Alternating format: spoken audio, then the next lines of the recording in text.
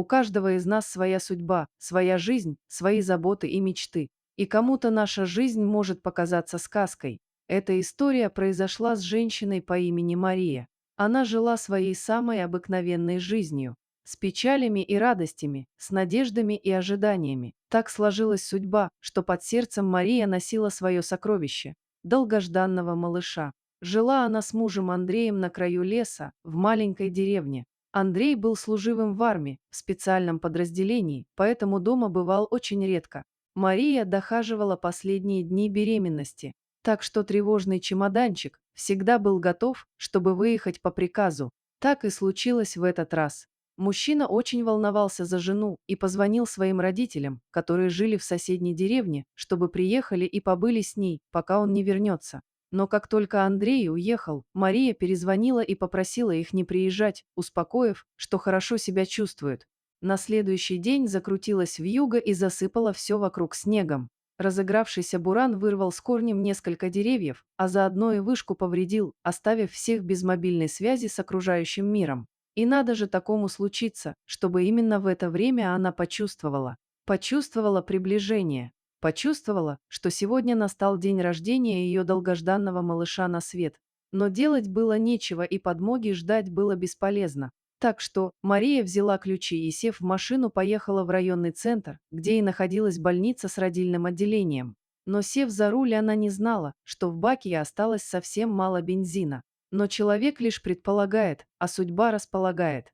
Вообще, большая часть несчастных происшествий и смертей – это простая совокупность случайностей и невезения. Так оно и случилось. Когда машина остановилась посреди трассы, дорога была пуста. Ни одной живой души. Да и кто выезжает в такую пургу, без крайней необходимости, а у нее необходимость была. Чувствуя резкую боль внизу живота, женщина решила выйти наружу и идти по дороге в надежде, что проезжающая машина ее заметит. Ветер завывал, как голодный волк, бросая ей в лицо холодные и колючие хлопья снега. Пройдя немного по дороге, вдруг Мария увидела на холме стаю волков. И она от ужаса и страха сбежала с обочины, в надежде, что звери ее не заметят.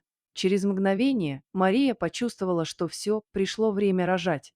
И тут началось. Застонав, она упала на снег, моля Бога только об одном, чтобы ребенок остался жив. Тем временем волчица бежала впереди стаи. Большая, матерая, уверенная в себе, отличная охотница. Все было у нее. И удача, и уважение, и страх подчиненных волков.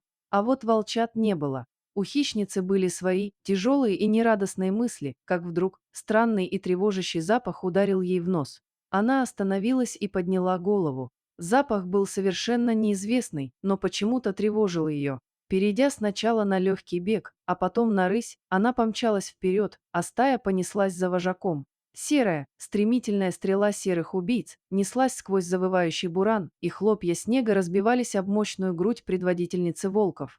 Внезапно перед глазами хищницы появилась женщина. Волчица остановилась как вкопанная и опустила голову к самому снегу, покрывавшему все вокруг. Женщина стонала и что-то говорила. Старая волчица принюхалась и подошла к женщине, и тут случилось невероятное. Волчица-вожак подняла голову, издав протяжный вой, и сильно зарычала, как будто что-то говорила своей стае. И звери стали кругом вплотную к рожавшей женщине, хищники закрыли ее собой от ветра. А когда девушка, крикнув, особенно громко, потом замолчала, и вот на шубе девушки лежал новорожденный. Старая хищница подошла и осторожно перегрызла пуповину. Мария протянула руки и взяла малыша. И тут ее левая рука коснулась головы зверя. Девушка не убрала руку. Страха не было. Чего ей было еще бояться? Она, и так, была одна с новорожденным посреди поля, занесенного снегом и в окружении стаи волков. Волчица толкнула ее руку своей головой, снизу вверх. И на секунду их взгляд встретился. Марии показалось, что глаза зверя улыбаются. «Спасибо тебе», – прошептала девушка и прижала к себе ребенка. И тогда волчица прижалась к ней, и вслед за вожаком к матери прижались все звери стаи, отдавая ей свое тепло. Но буря, буран и лютый ветер, к счастью, уже успокоился. Наступила тишина и стало видно дорогу. Как оказалось, находившаяся совсем рядом, стояла машина родителей мужа, и они бегали вокруг, разыскивая ушедшую из машины Марию. Стая отбежала от женщины и остановилась недалеко, а впереди стояла волчица-вожак и спокойно, без страха смотрела на людей. «Господи!» – закричали родители. «Они убили! Марию убили!»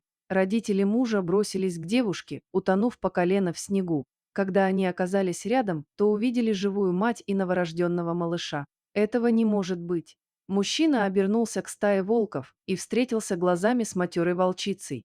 Та смотрела прямо и спокойно, в ее глазах не было страха и волнения. Он поднял на руки обессилевшую Марию и понес к машине.